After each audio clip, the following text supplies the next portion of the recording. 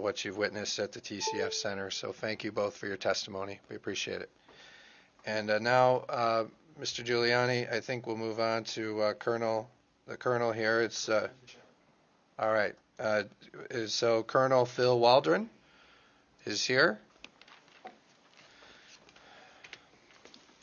Please, when you're ready, Mr. Waldron, can you explain why you're here, what your background is, your expertise, and when you're ready, please begin.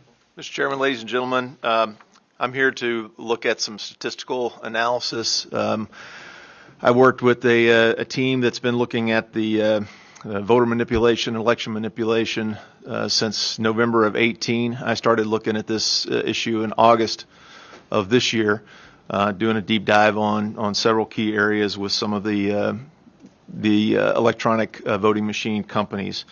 And we started looking at some of the vulnerabilities that have been mentioned on the floor of the U.S. Congress and Senate that have been widely published in, publicly available documentaries.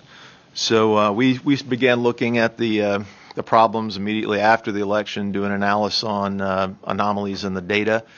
And then we also did some forensics on a couple of locations up in northern Michigan in Central Lake Township and Antrim, and then talked to folks at Star Township. And all this information is in affidavits as well, sworn affidavits. In a nutshell, we began to look at anomalies in the voting systems. We looked at publicly available information from your state. First thing we noticed was that there are 643 precincts in Michigan with a voter turnout above 80%, which is a little bit anomalous. There were 21 precincts that were over 90%. 10 precincts that had exactly 100% voter turnout, and 6 precincts that were over 120% voter turnout. So as we began to look at that, my team focused on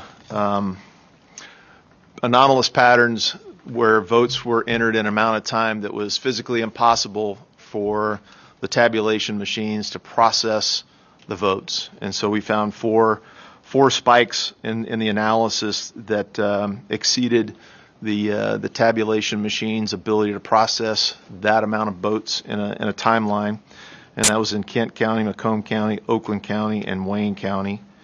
And again, this data was from Dominion and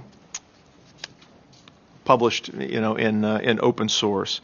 So those anomalies pointed us to a couple other things that some of your previous witnesses, who I just heard tonight, but the incremental absentee vote punches there was a big move from 652 on the morning of the 4th. 16,000 absentee votes were processed.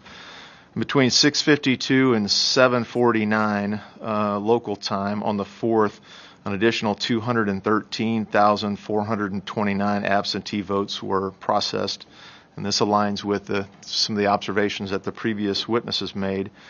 And then at 11:15 that same morning, in a time period of about 8 minutes, which correlates to the time our previous witness, Miss Jessie, testified, there was 56,098 votes processed in an 8-minute period. Now, each one of these machines can process about 20,000 votes an hour, so you can do the math yourself, or it's in our affidavit. So the anomalous activity led us to believe that just looking at the data, that there were red flags for fraudulent activities, and we have subsequently asked for our team or someone else to do the forensic analysis to determine exactly what happened with those votes and those spikes that could not have been mathematically processed with the amount of machines that were present in the facilities. Our team also went up to northern Michigan to Central Lake Township. We do have an affidavit from Miss Judith Koslowski while we were up there. She had a tabulation or retabulation, and showed a pretty significant amount of change in the votes. We published an affidavit with those key elements that showed differences in the data runs and the tapes, and I believe I've provided that to you as well. And then a declaration by Robert Marsh, the Star Township supervisor. A couple of the excerpts. When he said, upon examining the tape at the close of the polls, I could see that President Trump had clearly won the presidential race in Star Township. He said, I believe the numbers were 462 for President Trump, with Joe Biden receiving 161 votes. Normally, when a candidate has such a large lead, it's safe to assume who the winner would be. Early the next morning, my wife received a phone call from a friend asking what happened to Antrim County going blue, meaning Democrat. At 7:36 that morning, I was texting our stats representative, Tristan Cole, to find out if those were the actual results. At the time, Tristan advised me that the numbers were not right, that Antrim County was reporting 462 votes had been credited to Joe Biden, and President Trump had only received 10 votes. So we saw numerous examples of numbers moving, numbers being flipped and switched. As you realize, the Antrim County is where the 6,000 vote glitch occurred. And if you look at the numerous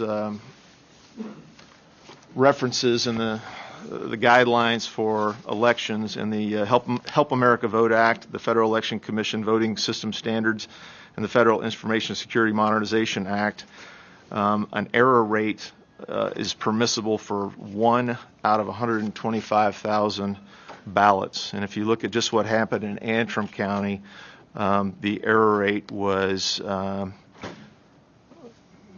8.3, so it puts it about 750 times the allowable limit. And according to the regulations, that should have disqualified. They went later. There are infinities that are bigger than other infinities.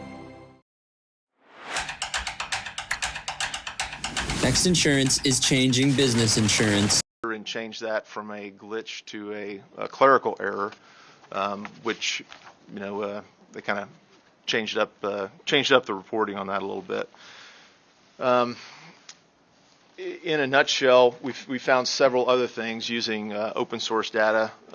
There is a gentleman named Eric Lutzen, and he has matched up a list. He started looking at voters above the age of 80 that were registered for voting and did vote in Michigan, and 17,327 Michigan voters also had a corresponding obituary. And I didn't print that whole thing out, but I can give you that website for the tabular data, and it's about 350 pages or so.